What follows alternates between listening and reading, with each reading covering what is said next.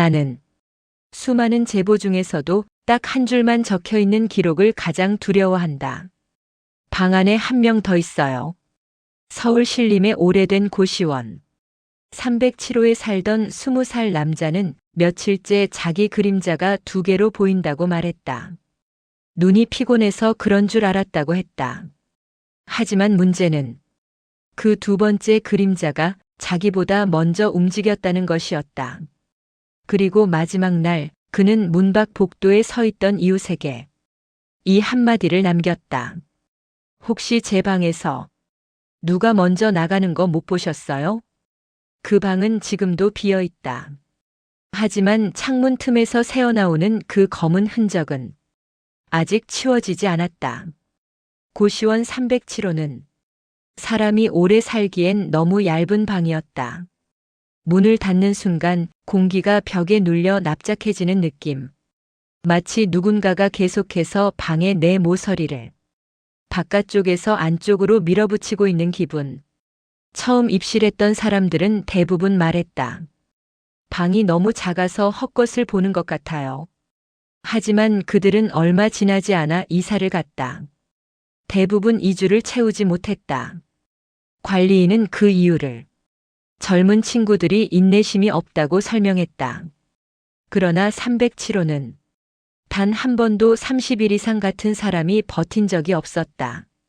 그 기록은 관리인조차 숨기고 싶어 했다. 그 방에 마지막으로 들어온 사람이 20살의 윤태성이었다. 입실 첫날 밤. 불을 끄려던 태성은 문 쪽에서 희미한 빛이 번지는 걸 봤다. 문틈 아래로 길게 드리워진 실루엣. 누군가가 방 앞을 오가는 듯한 진동. 그러나 그는 무시했다. 고시원은 다 이런가 보다. 그는 스스로에게 그렇게 말하며 첫 번째 낌새를 지나쳤다.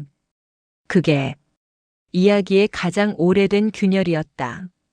태성은 고시원에 들어오기 전까지 그림자를 의식하며 살아본 적이 거의 없었다. 낮에는 학교, 밤에는 편의점 아르바이트. 세상과 섞여 사느라 바빠. 자신의 움직임을 따라오는 검은 형체에 신경 쓸 틈도 없었다. 하지만 307호에서의 첫 일주일 동안 그는 그림자의 존재를 매일, 매 순간 의식하게 됐다. 그 시작은 아주 미세한 차이였다. 책상에 앉아 고개를 들 때 벽에 비친 자신의 그림자가 0.1초 정도 느리게 따라오는 것처럼 보이는 현상. 그는 처음엔 피곤 때문이라고 넘겼다. 그러나 그 짧은 순간의 딜레이는 점점 길어졌다. 어느 날은 팔을 들면 그림자가 한 박자 늦게 따라왔고 그 다음 날은 고개를 돌리면 그림자가 아예 고개를 돌리지 않았다. 착각이겠지. 그는 그렇게 생각하려 했다. 하지만 착각이라기엔 그 딜레이가 지나치게 정확하고 반복적이었다. 마치 그림자가 따라오는 게 아니라 따라오는 척을 하는 것처럼. 그건 흔히 말하는 피로감과는 전혀 달랐다. 307호의 구조는 복잡하지 않았다. 문을 열면 바로 작은 침대, 왼쪽엔 낡은 책상, 오른쪽엔 얇은 벽장을 끼운 화장실. 창문은 골목과 맞닿아 있었기에 햇빛이 거의 들지 않았다. 낮에는 늘 어둑했고 밤이 되면 아예 색이 사라진 방이 됐다. 이 어둠이 문제였다. 태성이 말하길 어둠 속에선 무엇이 그림자고 무엇이 물체인지 구분이 잘 되지 않았다고 한다. 문제는 그 구분되지 않는 어둠 속에서 가끔 보이면 안 되는 말투의 그림이 움직였다는 것이다. 태성은 이렇게 말했다. 책상 밑에 무릎을 세우고 있는 사람 같은 실루엣이 가끔 보였어요. 근데 불을 켜면 없어지더라고요. 책상 밑은 사람이 들어갈 만한 크기가 아니었다. 관리인에게 이 사실을 말했을 때 관리인은 짜증 섞인 목소리로 대답했다. 아유, 눈이 피곤해서 보이는 거예요. 이런 방은 다 그래요. 그림자가 반사되고 또 반사되고. 반사. 관리인이 답을 모를 때 쓰는 단어였다. 그러나 태성의 그림자는 반사가 아니었다. 너무 명확했고 너무 뚜렷했다. 그리고 무엇보다 태성이 움직이지 않을 때도 움직였다. 태성이 남긴 실제 기록이 등장한다. 나는 이 기록을 처음 읽었을 때 손끝이 얼어붙는 느낌을 지울 수 없었다. 윤태성 기록 1. 오늘 책상 쪽 벽을 보는데 그림자가 두 겹으로 겹쳐 보였다. 한 그림자는 내가 움직일 때 따라오고 다른 그림자는 내가 멈추면 그제야 멈췄다. 그림자끼리 박자가 다르다. 설명할 수가 없다. 이 기록은 단순한 헛것과는 달랐다. 두 개의 그림자. 세 번째 날부터 이미 형태가 나뉘기 시작했다는 뜻이었다. 태성은 계속해서 자신을 스스로 설득했다. 고시원은 원래 어둡다. 벽지가 낡아서 빛이 이상하게 반사될 수 있다. 내가 피곤해서 그렇다. 하지만 설득은 설득일 뿐이었다. 인간은 알지 못하는 것을 마주하면 언제나 스스로를 속이는 방식으로 버티려 한다. 태성도 그랬다. 그런데 그의 그림자는 그 자기 기만을 너무 잘 이해하고 있었다. 입실 6일째 되는 날 밤, 태성은 아주 작은 이상함을 느꼈다. 잠이 들려고 누웠는데 침대 옆 벽에 비친 그림자의 발끝 방향이 자기와 반대였다. 태성의 발은 창문 쪽을 향하고 있었는데 그림자의 발은 문 쪽을 바라보고 있었다. 그는 순간적으로 등을 떼고 앉아 그림자 방향을 다시 확인했다. 그러나 천장 조명이 켜지자 그림자는 아무 변화도 없었다. 그냥 자기 몸에 딱 맞는 그림자 한 개뿐이었다. 하지만 그날 밤 이후 발끝은 계속해서 자신이 보지 않을 때만 다른 방향을 향했다. 그건 너무 사소해서 태성조차 기분 탓이겠지 하며 넘길 수밖에 없는 변화였다. 그러나 고시원 307호의 괴이들은 언제나 이렇게 시작된다. 아무도 신경 쓰지 않는 방향에서, 아무도 신경 쓰지 않는 각도에서 천천히 조금씩 형태를 바꾼다. 입실 8일째. 태성은 새벽 3시에 눈을 떴다. 고시원 특유의 건조한 냄새, 환풍구 뒤에서 들리는 진동, 누군가 복도를 지나가는 소리. 모든 게 익숙했다. 하지만 방 안의 기운은 분명히 달라져 있었다. 그는 누워있는 상태에서 천장을 바라봤다. 그리고 그 순간 움직이면 안 되는 것이 움직였다. 천장에 비친 그림자가 손을 천천히 내리더니 태성의 목 부근까지 서서히 길어지고 있었다. 그림자가 길어진다는 건 물리적으로 불가능했다. 그저 빛의 위치와 움직임에 따라 모양이 달라질 뿐이다. 하지만 태성은 알아챘다. 그 천장에 있는 그림자는 빛이 만들어낸 게 아니었다. 빛이 없는 방향에서 그림자가 그 자체로 자라고 있었다. 태성은 온몸이 얼어붙은 채 한참 동안 천장만 바라봤다. 그림자의 손은 그의 목 근처에서 멈춰 있었다. 마치 오늘은 여기까지만 한다. 라고 말하는 듯 했다. 그날 이후 태성은 한숨도 잘 수 없었다. 마지막은 두 번째 기록이다. 윤태성 기록 2. 오늘은 그림자가 나와 완전히 따로 움직였다. 내가 숨을 쉴 때 그림자는 숨을 쉬지 않았다. 호흡이 끊어진 사람처럼 그대로 굳어 있었다. 그런데도 보고 있다는 느낌이 들었다. 저것은 나의 뒷모습을 따라 만든 게 아니다. 나를 지켜보고 따라 하려는 거다. 그리고 기록 마지막 한 줄. 혹시 이 방, 원래 둘이 사는 방인가요? 태성이 이 문장을 남긴 시점이 이야기의 진짜 시작이었다. 왜냐하면 그날 이후 307호의 두 번째 그림자는 단순한 그림자가 아니게 되기 때문이다. 태성이 둘이 사는 방인가요? 라는 기록을 남긴 바로 다음 날, 307호의 공기는 이전과는 전혀 달랐다. 문을 열었을 때 그는 설명하기 힘든 두 번째 숨소리 같은 걸 들었다고 했다. 고시원 방은 원래 답답하다. 작고 눅눅하고 환기조차 어려워. 늘 사람의 체온과 호흡이 천장에 들러붙는다.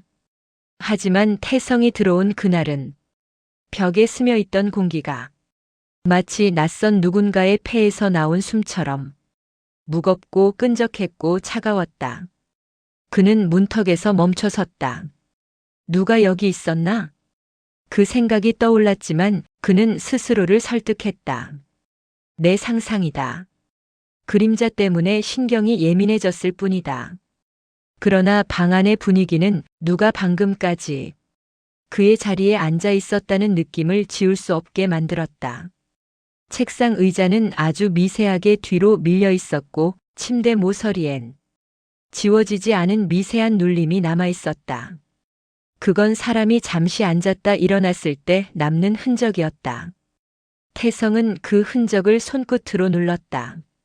그리고 깨달았다. 이건 오늘 생긴 자국이 아니다. 일주일 전부터 그 눌림은 매일 조금씩 더 깊어지고 있었다. 그것도 태성이 없는 동안만. 307호는 이미 누군가가 함께 쓰고 있던 방이었다. 입실 10일째 밤. 태성은 더 이상 그림자를 직접 보려 하지 않았다. 그는 일부러 벽을 보지 않았고 천장을 올려다보는 일도 피했다.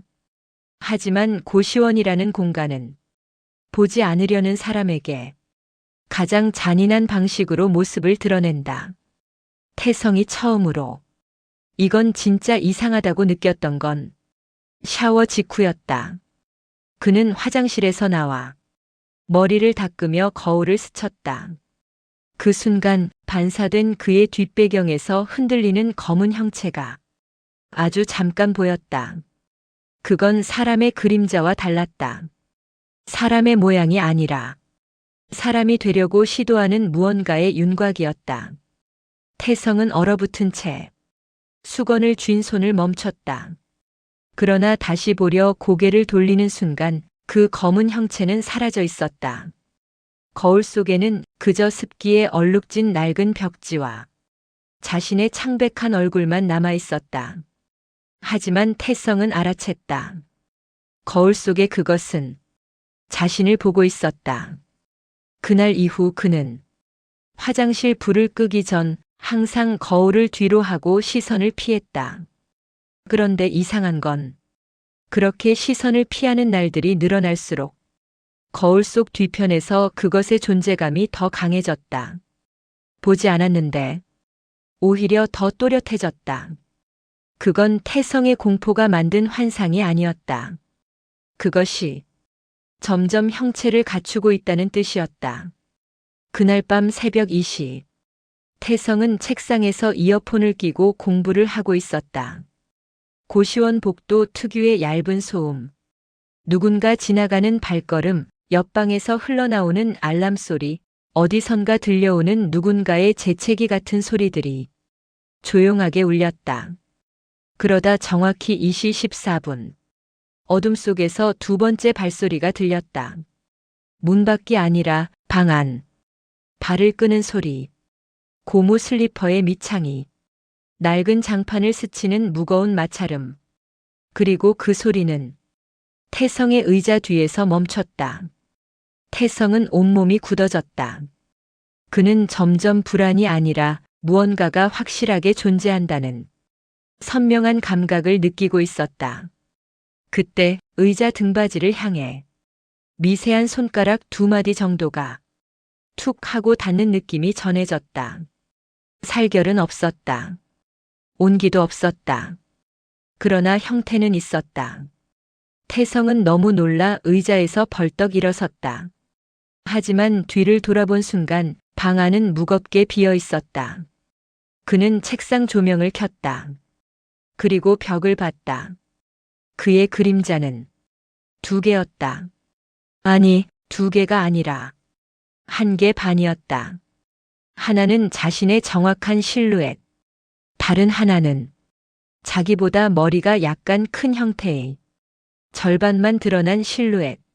마치 누군가가 벽 뒤에서 몸을 절반만 내밀고 자신을 들여다보는 것처럼 태성은 그 그림자를 향해 작게 속삭였다.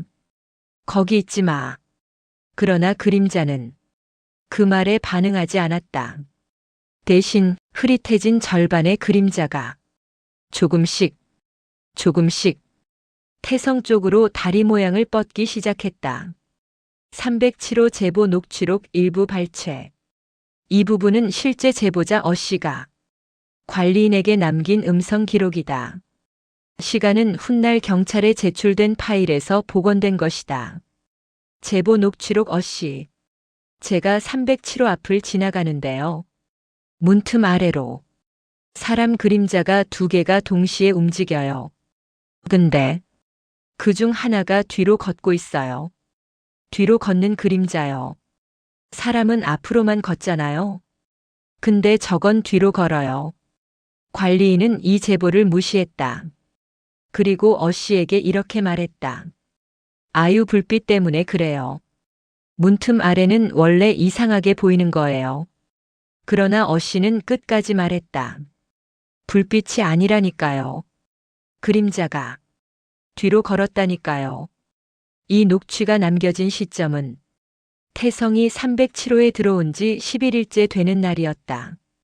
태성이 그날 밤 본 1개 반의 그림자는 문틈 너머에서도 이미 2개로 보이고 있었다는 뜻이다. 즉, 고시원 307호의 그림자는 단순히 태성을 모방하는 것이 아니라 누군가에게 목격되기 시작했다. 입실 12일째. 태성은 노트북을 켜두고 잠들었다. 영상강의 재생 화면이 켜진 상태였다. 새벽 3시 27분.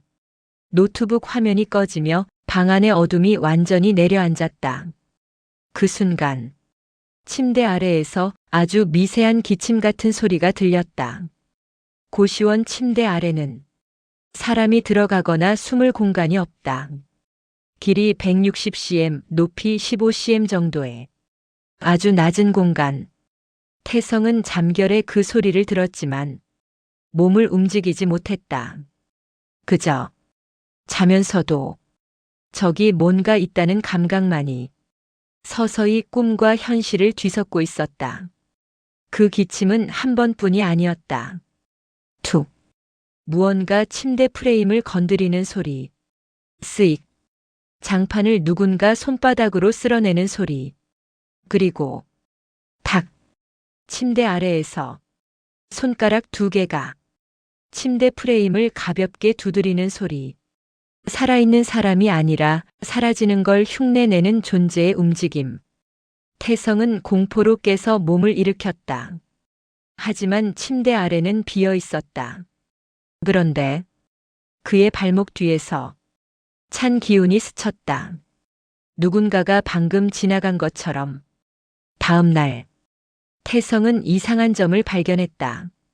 침대 옆 벽의 그림자 중 하나가 점점 더 진해지고 있었다. 자신의 그림자보다 더 검게, 더 매끈하게, 마치 색이 채워지는 것처럼. 빛의 위치는 변하지 않았다. 조명의 밝기도 그대로였다. 그런데도 그 그림자는 매일 조금씩, 정확히는 태성이 잠든 사이에만 더욱 선명해지고 있었다. 태성은 기록에 이렇게 남겼다. 윤태성 기록 3. 어제보다 더 검다. 내 그림자는 뿌연데 저건 진짜 검은색이다. 흑백 사진 속에서 튀어나온 색 같다. 빛을 받아야 흐려지는 게 그림자인데 저건 빛을 먹는 것 같다. 그 문장을 쓰던 태성은 펜을 놓고 한참 동안 가만히 있었다고 한다. 기록을 읽을 때마다 느껴지던 점은 단 하나. 그는 이미 알고 있었다. 그것은 그림자가 아니라는 것을. 단지 인간이 그 존재를 이해할 수 있는 유일한 형태가 그 그림자의 외형이었을 뿐이다. 307호는 그 형태를 빌려 들어온 존재를 막아낼 수 있는 공간이 아니었다. 입실 13일째 새벽. 태성은 결국 그림자를 직접 확인하기로 결심했다. 두려움 때문이 아니라 너무 오래 참고 버틴 탓에 그 두려움이 무뎌진 상태였다. 그는 조명을 끈 후 휴대폰 화면만 켠 채 천천히 벽을 비췄다. 그리고 그는 그것을 보았다. 자신의 그림자 뒤에 서 있는 두 번째 그림자가 천천히 고개를 돌리고 있었다. 문제는 그 두 번째 그림자의 얼굴 위치였다. 사람의 얼굴이 있어야 할 위치가 아니라 몸통 중앙에서 검은 홈처럼 파여 있는 구멍이 천천히 그를 향해 열리고 있었다. 형체가 얼굴을 가진 게 아니었다. 얼굴을 가지려고 몸을 찢고 있었다. 태성은 그 자리에서 숨을 삼킨 채 얼어붙었다. 그림자는 태성이 고개를 들기도 전에 먼저 고개를 들고 있었고 태성이 뒤로 물러서기도 전에 먼저 한 발 내디뎠다. 그때 태성의 휴대폰에 예상치 못한 알림이 떴다. 기기에서 인식된 얼굴이 두 개입니다. 휴대폰 화면은 태성의 얼굴 하나만 비추고 있었다. 그런데도 기기는 두 개라고 말했다. 그 순간 두 번째 그림자가 완전히 태성의 키와 몸 형태를 따라 잡았다. 그리고 벽에서 떨어졌다. 그림자는 더 이상 그림자가 아니었다. 그림자가 바닥에 서 있다. 이막 마지막에서 태성은 분명히 봤다. 벽에 붙어 있어야 할 그림자가 마치 중력을 회복한 사람처럼 바닥으로 툭 하고 떨어졌다. 그 소리는 없었다. 단지 시각적인 충격만이 그의 뇌 전체를 꽉 채웠다. 검은 형체는 처음으로 평면이 아닌 존재처럼 서 있었다. 그 모습은 마치 빛이 세상을 비추기 시작하기 이전 세상보다 먼저 존재한 어떤 검은 틀 같은 느낌이었다. 태성은 숨을 삼켰다. 그 존재는 그저 서 있었을 뿐인데 방 안의 온도는 갑자기 뚝 하고 떨어졌다. 태성의 발끝을 따라 무언가 찬 것이 스치고 지나갔다. 그림자가 움직인 것이 아니라 공간이 그림자를 따라 움찔하며 수축한 것에 가까웠다. 태성은 본능적으로 알아챘다. 저건 내 그림자가 아니다. 그리고 이 순간부터 태성은 그 존재의 움직임을 그림자라고 부르지 않았다. 그건 더 이상 빛에 의존하지 않았다. 그건 스스로 서는 존재였다. 본격적으로 드러나는 형태. 그 검은 존재는 바닥에 떨어진 이후에도 사람처럼 움직이지 않았다. 처음엔 흐릿한 윤곽이 꿈틀거리며 태성의 키를 따라 모양을 바꾸더니 다음 순간엔 등뼈가 있는 것처럼 길게 우둠지처럼 솟아올랐다. 팔다리가 형성되는 과정은 너무 자연스럽고 너무 무자비해서 오히려 인간적이었다. 그러나 눈, 코, 입, 그 어느 것도 없었다. 오직 몸의 중앙에 깊게 파인 홈 같은 입구만 있었다. 그 홈이 조용히 열렸다. 입이 아니라 안으로 끌어들이는 구멍 같은 형태. 마치 인간을 흉내 내려다. 어딘가가 잘못된 느낌. 퍼즐 조각을 억지로 조립했을 때 나오는 기괴한 비율. 태성은 방 한가운데에 서서 그 존재와 몇 초를 마주했다. 그 순간 깨달았다. 저것은 자신을 따라하는 게 아니라 자신을 지우고 들어가려는 존재라는 것을. 도망칠 수 없는 공간. 태성은 본능적으로 문으로 뛰었다. 하지만 문고리는 돌아가지 않았다. 아니, 문고리를 잡기도 전이었다. 손이 문고리 근처에 가자 공기가 탁 하고 굳어버렸다. 마치 보이지 않는 장막이 문 전체를 막고 있는 느낌. 고시원 문틈 아래로 드리워진 그림자는 태성이 아닌 그 존재의 실루엣이었다. 문틈은 그 존재의 발끝 같은 형태가 살짝 걸쳐져 있었다. 그림자가 문을 막고 있는 게 아니라 존재가 문 앞에 서 있었다. 태성은 뒤를 돌아보았다. 그 검은 존재가 아직도 제자리에서 조용히 마치 숨을 고르는 듯한 움직임으로 흔들리고 있었다. 숨을 쉬지 않는 형태가 숨을 쉬려고 시도하는 모습. 그건 정말 인간적이면서 동시에 완전히 비인간적인 광경이었다. 307호 기록 관리인 일지 일부. 이 시점에서 나는 관리인이 남긴 비공개 메모를 언급해야 한다. 이 메모는 나중에 유족에게 전달되었고 그 과정에서 우연히 제보로 들어왔다. 관리인 비공개 일지 307호 관련. 여름 한철 누군가 307호에서 오래 살면 이상한 일이 생긴다.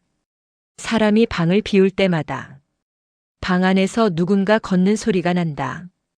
처음엔 귀신이라고 생각했지만 귀신이라면 왜 사람의 그림자로만 보이는가?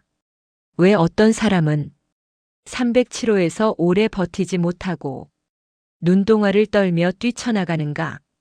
그리고 왜 307호에서 오래 지낸 사람들은 자꾸만 자기 그림자가 이상하다고 말하는가?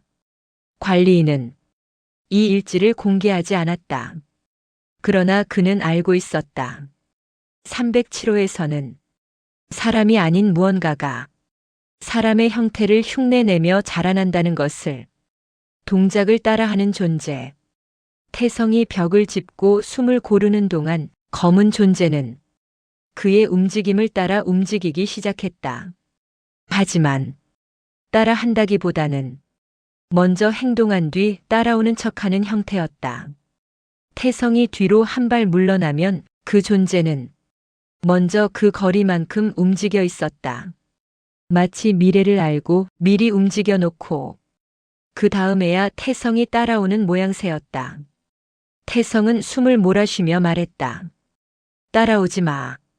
하지만 그 존재는 그 말이 끝나기도 전에 이미 태성의 턱 아래까지 와 있었다. 그 존재의 몸에서 나는 냄새는 없었다. 온기도 없었다. 그러나 공기를 깎아내는 느낌이 있었다. 마치 존재가 지나가는 만큼 공간이 깎여 사라지고 그 자리를 어둠이 메우는 감각. 태성은 무너지는 목소리로 말했다. 왜 나를 따라오는 거야? 그때 그 존재가 처음으로 형체 있는 행동을 했다. 몸을 아주 천천히 태성의 몸과 포개려는 듯 기울였다. 그 모습은 마치 자기 자리를 찾으려는 그림 같았다. 사라졌던 그의 빈자리로 돌아가려는 듯. 태성의 최후 기록. 태성은 결국 노트북 메모장에 마지막 기록을 남겼다. 그 기록은 시간 순서가 뒤섞여 있고 문장도 매끄럽지 않다. 공포 속에서 빠르게 남긴 흔적이기 때문이다. 윤태성 기록사. 저것이 내 몸 안으로 들어오려 한다. 내 그림자를 지우려 한다. 나는 벽에 그림자를 비춰봤다. 내 그림자가 반으로 줄었다. 반은 저것에게 갔다. 그리고 오늘 처음으로 저것이 내 목소리를 따라했다. 내가 숨을 들이쉬자 저것은 숨을 내쉬며 후 소리냈다. 나를 따라하는 게 아니다. 나를 흉내내다. 나를 지우는 중이다. 이 기록은 여기서 끊긴다. 그 다음 문장은 없었다. 마지막 저장 시간은 새벽 4시 2분. 태성이 사라진 것으로 추정되는 시간과 일치한다. 결정적인 장면. 산막의 마지막 장면은 어느 한 이웃의 증언에서 드러난다. 그날 새벽 306호에 살던 대학생 B씨는 화장실을 가기 위해 복도로 나왔다. 그는 무심코 307호 쪽을 봤다. 그리고 그 문틈에서 이상한 것을 목격했다. B씨 증언. 문틈 아래로 검은 발이 2개 보였어요. 근데 사람이 아니라 그림자 같은 발이었어요. 문제는 그 그림자 발 뒤에 사람 발이 붙어 있었어요. 검은 발이 먼저 움직이고 사람 발이 따라 움직였어요. 정확히 거꾸로 된 그림자처럼. 이 증언이 남겨진 다음 날 태성은 실종 상태가 되었다. 그리고 307호 안에는 태성의 물건만 남아 있었다. 옷, 가방, 노트북, 핸드폰. 모두 그대로. 다만 벽에 비친 그림자만 2개였다. 하나는 사람 형태, 그리고 다른 하나는 사람을 흉내낸 뒤틀린 형태. 두 그림자는 빛을 따라 움직이지 않았다. 서로를 보며 미세하게 흔들리고 있었다. 그 2개 중 어느 쪽이 태성인지는 아직도 모른다. 사라진 건 사람인데 남아있는 건 형태였다. 태성이 사라진 다음 날 관리인은 307호를 정리하기 위해 들어갔다. 방 안은 희한할 정도로 정돈되어 있었다. 책상 위엔 필기 노트가 가지런히 놓여 있었고 옷장엔 그의 옷들이 그대로 걸려 있었다.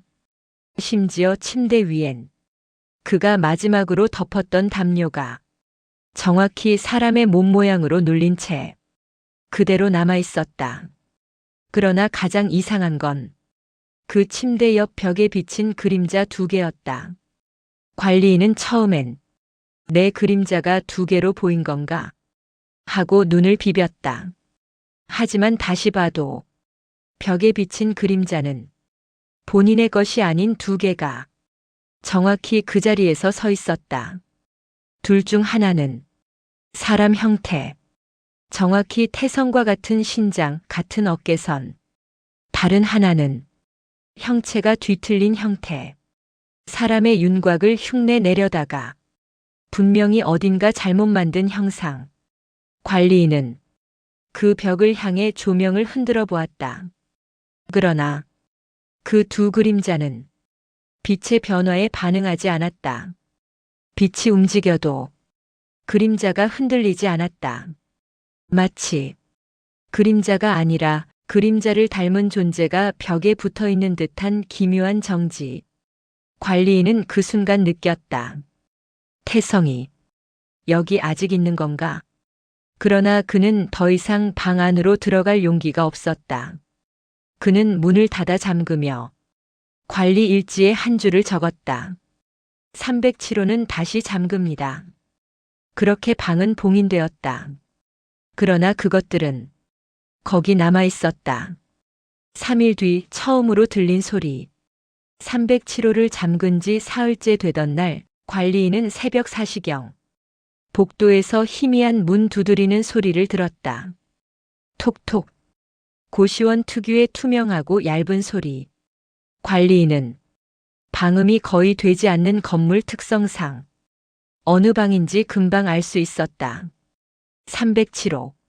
그러나 더 놀라운 건 문을 두드리는 소리가 규칙적이지 않았다는 것이다. 2번 두드렸다가 잠시 멈췄다가 갑자기 5번 연달아 두드리고 그 뒤엔 손끝으로 문 표면을 긁는 듯한 소리. 마치 안에 있는 누군가가 밖에 있는 사람의 주의를 끌려는 듯한 간절함. 관리인은 그 소리를 듣고도 문을 열지 않았다. 307호의 잠금 장치는 그날 이후 2번 다시 풀리지 않았다. 하지만 이상하게도 그 문틈 아래로 밤마다 그림자가 한 번씩 지나갔다. 사람 그림자처럼 보이기도 하고 때로는 길고 얇은 사람 아닌 형체의 실루엣이 문틈을 어슬렁거리듯 움직였다. 누가 방 안에서 움직이는지 관리인은 끝내 확인하지 않았다. 그러나 그는 확신했다. 빈 방이 아니다. 307호에 새로 입실한 학생의 제보. 사건은 그로부터 2달 후 벌어졌다. 고시원 주인은 소문을 막기 위해 307호를 다시 내놓았다. 어차피 학생들이 오래 머물지 않는 방이라는 걸 알고 있었기에 크게 문제 삼지 않았다. 그러나 그 방에 새로 들어온 학생, 연세대 1학년 박도현은 입실 첫날부터 이상한 말을 했다. 제가 문을 열었는데요. 방 안쪽에서 남자 발 그림자가 서 있었다가 사라졌어요. 관리인은 대수롭지 않게 넘기려 했지만 도현은 다음 말을 덧붙였다. 근데 그림자 뒤에 또 다른 그림자가 붙어서 움직이는 것처럼 보이더라고요. 관리인은 숨을 삼켰다. 하지만 아무 말도 하지 않았다. 그날 새벽 도현은 복도에 나와 관리인을 찾았다. 얼굴은 창백했고 입술은 바짝 말라 있었다. 그는 떨리는 손으로 휴대폰을 내밀었다. 방에서 이거 촬영됐어요. 영상엔 침대 옆 벽에 비친 두 개의 그림자. 첫 번째는 정확히 사람의 실루엣. 두 번째는 어깨가 기울고 팔 길이가 조금 다른 형태가 괴상하게 뒤틀린 그림자. 하지만 진짜 이상한 건 그 두 그림자 중 하나가 사람의 움직임을 따라 하지 않고 있었다는 것이었다. 도현이 고개를 들면 사람 그림자도 고개를 들었다. 하지만 두 번째 그림자는 먼저 움직였다. 먼저 고개를 돌리고 먼저 팔을 든 뒤에야 사람 그림자가 따라 움직였다. 마치 그림자가 사람을 따라 하는 게 아니라 사람이 그림자를 따라 하는 동작처럼. 도현은 그 영상을 찍고 그날 새벽 고시원을 나갔다. 방은 또다시 비었다. 그러나 벽엔 여전히 그림자 두 개가 미세하게 흔들리고 있었다. 307호 복도 끝 CCTV 기록. 이 고시원엔 복도 끝에 작은 CCTV가 하나 있었다. 사건이 있고 난 후 관리인은 CCTV를 확인하며 뜻밖의 장면을 발견했다. 새벽 3시경 307호 문 앞 복도에 두 개의 그림자 형태가 나타났다. 문제는 307호의 문은 그 시간 동안 단 한 번도 열리지 않았다는 것이다. 그러나 CCTV에는 분명히 두 개의 그림자가 서 있었다. 한 그림자는 사람이 서 있는 형태. 그러나 다른 하나는 사람이 서 있을 수 없는 형태였다. 어깨가 너무 낮아 마치 팔다리를 억지로 늘린 형태. 그리고 몸통이 좌우로 미세하게 흔들리고 있었다. 인간이 호흡을 할 때 나오는 움직임이 아니라 몸 자체가 흔들리는 존재의 움직임. 관리인은 그 장면을 보다가 마지막 부분에서 차갑게 얼어붙었다. 그림자 둘이 천천히 307호로 들어갔는데 문은 아직도 닫혀 있었다. 그림자들이 문을 통과해 들어간 것이었다. 문을 열지 않고 문틈 아래로도 지나가지 않고 그냥 문 표면을 가르며 실루엣이 사라졌다. 그날 이후 관리인은 CCTV를 꺼버렸다. 307호 내부에서 들리는 두 사람의 걸음. 어느 여름 새벽 옆방 308호에 있던 대학원생 C씨가 관리인에게 달려왔다. 307호에서 두 사람이 걸어요. 관리인은 의심했다. 하지만 C씨는 그 말을 반복했다. 한 명이 아니라 진짜 두 명이 걸어요. 발소리 높이가 다르고 걸음 빠르기도 달라요. 근데 희한한 게 절대로 서로를 추월하지 않아요. 관리인은 그 말의 뜻을 알았다. 한 그림자가 먼저 걷고 사람이 그걸 따라가는 형태. 태성이 겪었던 것과 똑같은 패턴. 그런데 C씨는 마지막으로 이상한 말을 덧붙였다. 근데 두 걸음 중 하나는 사람 발이 아닌 것처럼 들려요. 사람 발이 아니라고요? 예. 발끝이 바닥에 닿는 느낌이 아니라 뭔가 끌리는 소리예요. 그날 307호를 향해 이어지는 긴 발자국 흔적이 복도에 희미하게 남아 있었다. 사람 발자국 하나. 그리고 그 옆에 길고 납작하고 사람 발 모양과는 전혀 다른 어둡게 젖은 듯한 자국 하나. 마지막 제보 그 방에서 나오는 사람. 307호가 다시 봉인된 채 몇 달이 흘렀을 때였다. 한밤중 고시원을 지나가던 편의점 아르바이트생 D씨가 관리실을 두드렸다. 방금 307호에서 남자가 나왔어요. 관리인은 소스라치게 놀랐다. 문이 잠겨 있는데 어떻게 나와요? 그러니까 그게 문은 안 열렸어요. 그럼 어떻게 나왔다는 거죠? 아르바이트생은 떨리는 목소리로 말을 이어갔다. 그냥 문에서 떨어져 나오는 것처럼 보였어요. 떨어져? 네. 문을 열고 나온 게 아니라 문 표면에서 사람 모양이 떨어져 나온 것처럼. 관리인은 얼굴이 점점 창백해졌다. 그 사람 어떻게 생겼나요? 아르바이트생은 잠시 말문이 막혔다. 근데 2개였어요. 2개? 네. 사람 형태 하나, 사람 비슷한데 뒤틀린 형태 하나. 둘이 붙어서 나오더라고요. 마치 서로 겹쳐진 채로. 최근에도 307호를 지나가는 사람들은 똑같은 제보를 남긴다. 문틈 아래로 가끔 그림자 둘이 보인다. 방 안에서 서로 다른 방향으로 흔들리는 그림자가 있다. 사람 음성과 그보다 낮고 가라앉은 음성이 같이 들린다. 그리고 무엇보다 문제는 307호를 지나가는 사람 중 일부가 이런 말을 한다는 것이다. 그 방 앞을 지나갈 때마다 내 뒤에 누가 있다는 느낌이 들어요. 근데 돌아보면 아무도 없어요. 근데 복도 바닥엔 누군가 서 있는 그림자가 하나 더 있어요. 그림자는 사라지지 않았다. 태성도 사라지지 않았다. 그 둘은 지금도 307호 안에서 서로를 따라하고 서로를 지우고 서로를 붙잡고 있다. 어느 쪽이 사람이고 어느 쪽이 사람을 흉내내는 존재인지 이제 아무도 구분할 수 없다. 그리고 문제는 그 둘 중 하나는 가끔 문을 통과해 복도로 나오기도 한다는 것이다.